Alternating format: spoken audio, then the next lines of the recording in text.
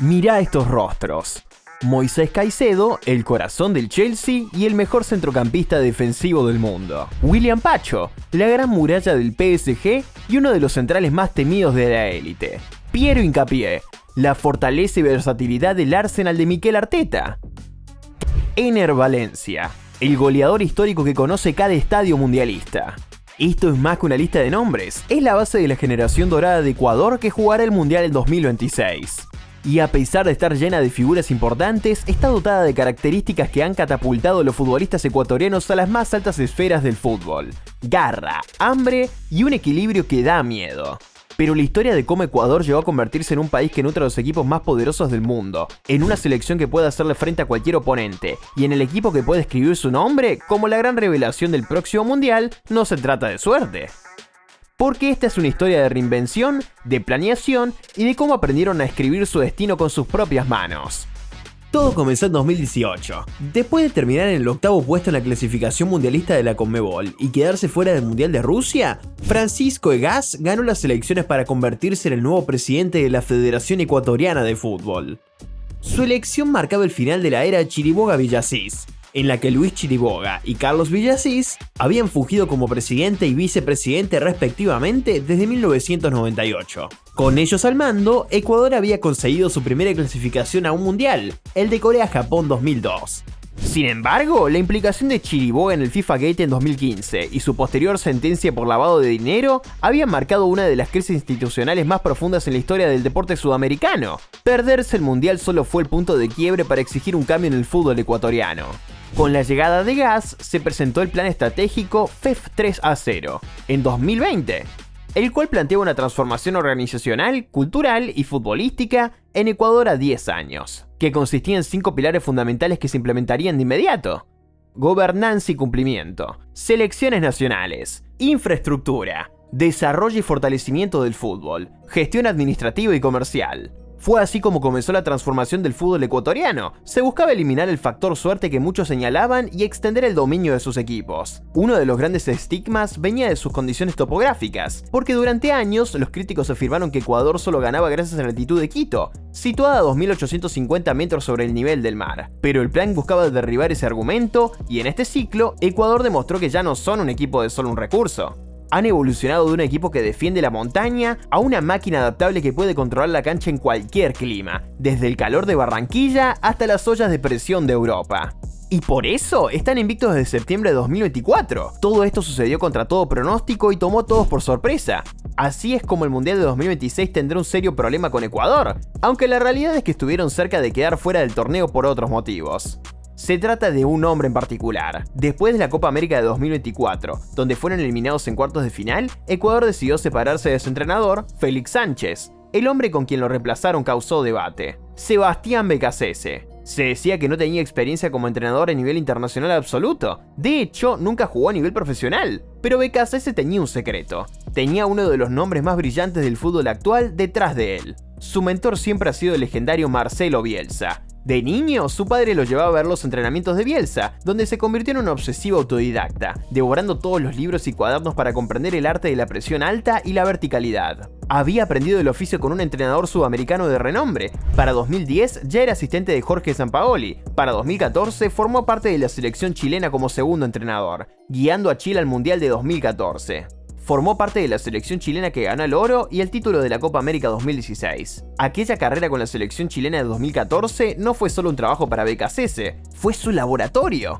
Vio de primera mano cómo un sistema disciplinado y agresivo podía sofocar a jugadores de clase mundial, y ahora está aplicando esas mismas artes con el modelo ecuatoriano. Desde entonces, Becasese solo ha dirigido 4 clubes como primer entrenador: Universidad de Chile, Defensa y Justicia, Independiente y Elche. Por eso, cuando recibió el nombramiento 2024, recibió sentimientos encontrados. Esa discusión era motivo de una profunda frustración al principio.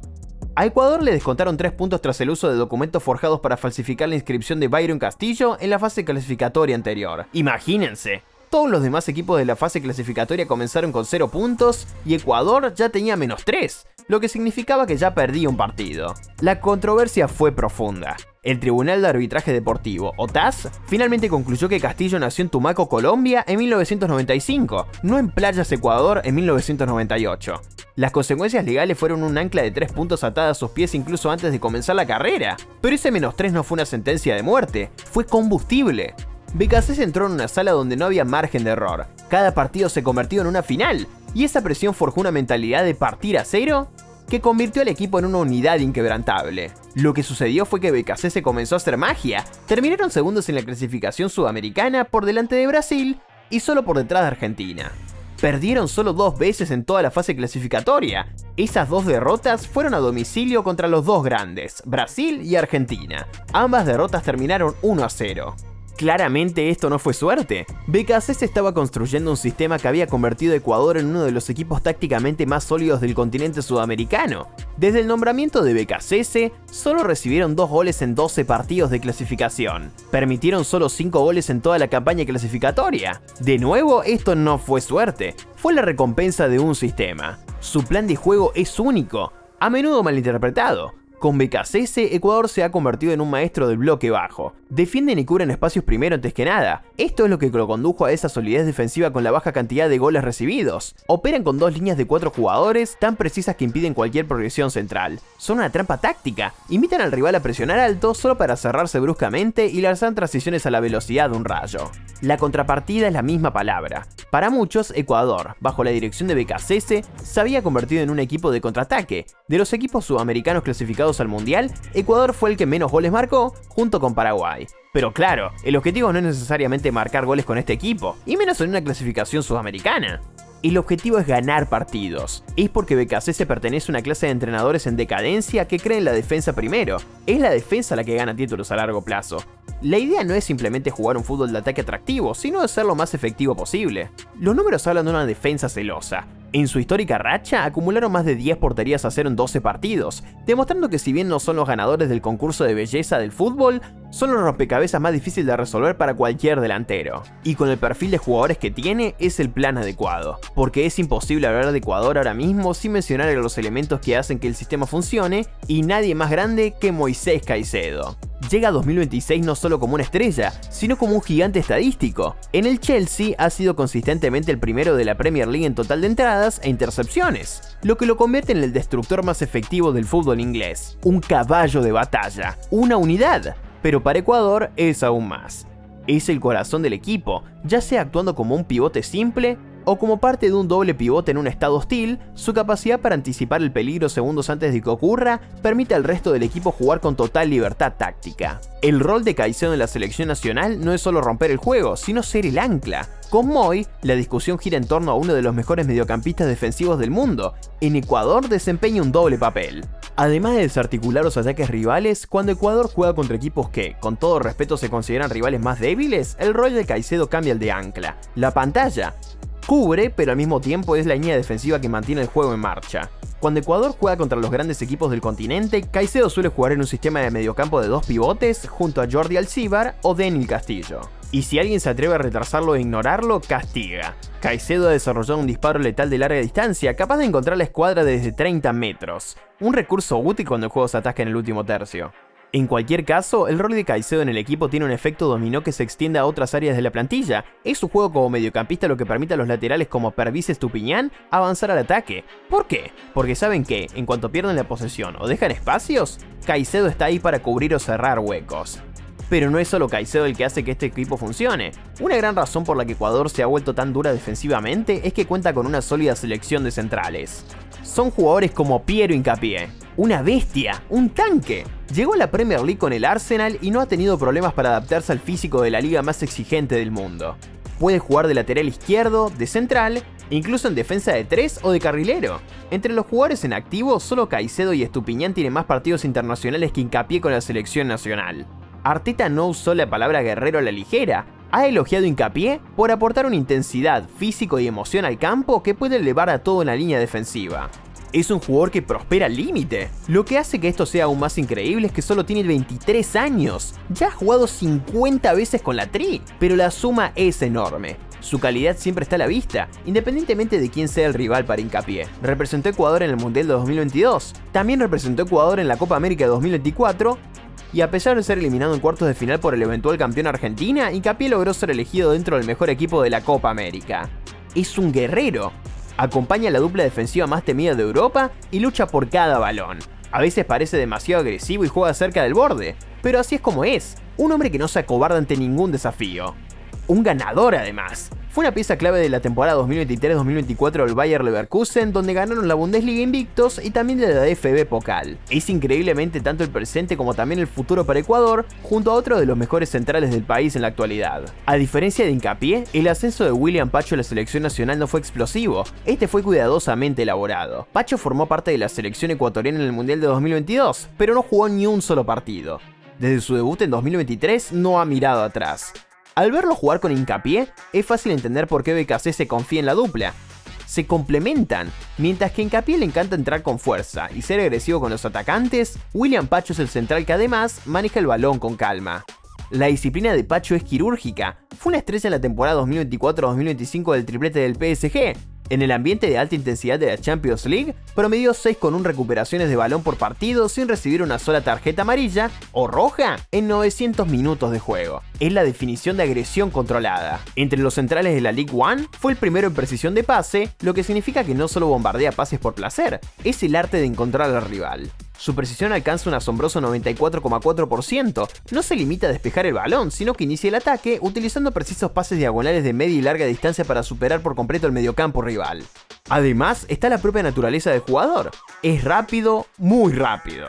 Recordemos esta entrada que hizo cuando aún jugaba con el Eintracht Frankfurt de la Bundesliga. Es la velocidad de recuperación para perseguir el balón y ejecutar la entrada con limpieza. La temporada pasada, junto a Marquinhos a nivel de clubes, el PSG ganó 6 de los 7 torneos en los que compitió, incluyendo un cuádruple título que incluyó todo en Francia y su primer título de la Champions League. Para Ecuador, junto con Hincapié, la situación de la defensa central parece resuelta para los próximos años. Pacho, en particular, es un excelente en la sincronización de sus entradas. Cuando avanzan, también puede recaer en el mediocampo para formar una defensa de 3 temporal. Esto funciona en ambos sentidos, especialmente en situaciones de alta presión, cuando la defensa quiere limitar al rival al mínimo de toques de balón. Esta es una dupla de tanque versus técnico. Mientras Hincapié es el cazador agresivo, Pacho es el arquitecto calculador. Tener un defensa campeón de la Ligue 1 y otro del líder de la Premier League le da a Ecuador una sinergia de élite rara vez vista en el fútbol internacional. Pero no todo el potencial de este equipo se concentra en la defensa. A estos tres se suman jugadores prometedores como Kendry Páez y Nilson Angulo, de 18 años. Jugadores habituales como Cristian Ramírez, Gonzalo Plata y Leandro Campana. Y por supuesto, la vieja guardia.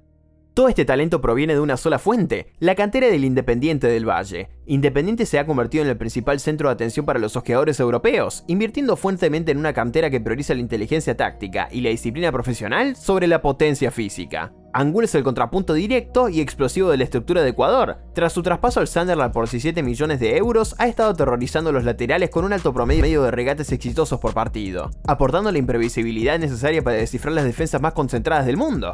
El camino de Páez hacia 2026 dio un giro radical cuando el Chelsea lo recuperó de su préstamo en el Estrasburgo. Vieron que no estaba teniendo los minutos que necesitaba para crecer y diversas imágenes de su vida extra cancha preocuparon al club. Para volver a alinearlo, salió cedido a River Plate para jugar en el ambiente de alta presión y exigencia de la Copa Libertadores, aprendiendo a llevar el peso de una camiseta legendaria que le haga sentir responsabilidad. Ener Valencia, el capitán de la selección ecuatoriana. Ya es un veterano, pero es un veterano con mucha experiencia y gol. Para contextualizar, desde que marcó en su primer mundial con Ecuador en 2014 hasta la fecha, solo se ha quedado sin marcar en una competencia importante con la selección, la Copa América de 2024. Es decir, ha marcado en el Mundial de 2014, la Copa América de 2016, la Copa América de 2019 y el Mundial de 2022. Es el máximo goleador histórico de la selección con 48 goles y sigue sumando. Valencia lleva suficiente tiempo en el equipo como para ver crecer a este equipo. Es exactamente el tipo de jugador que BKC se necesita, un líder que entienda su rol y el deber colectivo del equipo, ganar como sea posible. En 2025, Valencia hizo un regreso poético al Pachuca, el club donde brilló antes de saltar a la Premier League. Incluso a sus 36 años, sigue siendo el ariete más confiable de la Tri, demostrando que la edad es solo un número cuando se tiene el instinto de leyenda para los grandes partidos. Además, su continuo recorrido por los estadios mexicanos, estadounidenses y canadienses lo hacen un infiltrado que conoce cada terreno donde se disputará el Mundial. Ecuador enfrentará un torneo como uno de los caballos negros. Un equipo con jugadores subestimados y la próxima gran generación de talentos defensivos, tanto en el mediocampo como en la defensa. Un veterano con experiencia en competición liderando la línea ofensiva. Una racha invicta que se remonta a 2024. Solo 2 goles encajados bajo la dirección de BKSS. Es exactamente lo que exigen los torneos de fútbol. Ha quedado claro que no son necesariamente los mejores equipos los que ganan siempre, no necesariamente los más emocionantes, sino los más efectivos. Equipos que saben cómo conseguir resultados, equipos que saben cómo ganar partidos pase lo que pase. Precisamente por eso está Ecuador en este momento. Decir que pueden ganar el mundial puede ser una exageración, pero con la plantilla y lo que han logrado en la clasificación, tendrán la misión de tener una actuación histórica. Y ya conocen su destino de cara a la competición. Han quedado en el grupo E junto a Costa de Marfil, la debutante Curazao y Alemania. Los favoritos para superar la fase de grupos como clasificados directos son Alemania y Costa de Marfil. Y esta es la situación que podría favorecer Ecuador. Contra Alemania se presenta un partido de revancha que han deseado durante 20 años. La última vez que se enfrentaron a un mundial fue en 2006, donde un doblete de Miroslav Klose acabó con las esperanzas de la Tri de una fase de grupos perfecta. En 2026, en el estadio MetLife, Ecuador tiene la oportunidad de ajustar cuentas contra una selección alemana aún en transición. Tampoco hay que perder de vista a los marfileños. Llegaron al torneo con un ataque fulgurante, liderado por Yan Diomandé de Leipzig y Amad Diallo del Manchester United. Es un duelo que enfrentará las defensas más disciplinadas del mundo contra una de sus delanteras jóvenes más explosivas. Ecuador no llega a este torneo esperando un milagro, llega con un plan pensado, preparado y probado que apenas va a la mitad de su proyección. Con una defensa de acero y un mediocampo bien provisto, ya no son solo el equipo intimidante que nadie conoce, son la fuerza que finalmente está lista para desafiar el orden futbolístico mundial. Ahora la pregunta es, ¿podrán convertirse en la generación dorada de Ecuador que logró sorprender al planeta entero en un mundial? ¿Será este torneo una plataforma para que más futbolistas ecuatorianos lleguen a las ligas top? Déjamelo en los comentarios. Si el video te gustó, no olvides darle like, suscribirte al canal y activar la campanita para más contenido sobre el fútbol mundial. Y si crees que Ecuador puede ser la selección que rompa con los pronósticos en el Mundial de 2026, espera a ver cómo Cristiano Ronaldo puede estar frente a su mejor oportunidad para ganar el Mundial. El portugués puede estar jugando su última Copa del Mundo y la federación le ha dado todas las facilidades para levantar el único trofeo que le falta ganar en su carrera. Para ver el análisis completo, haz clic en este video de aquí.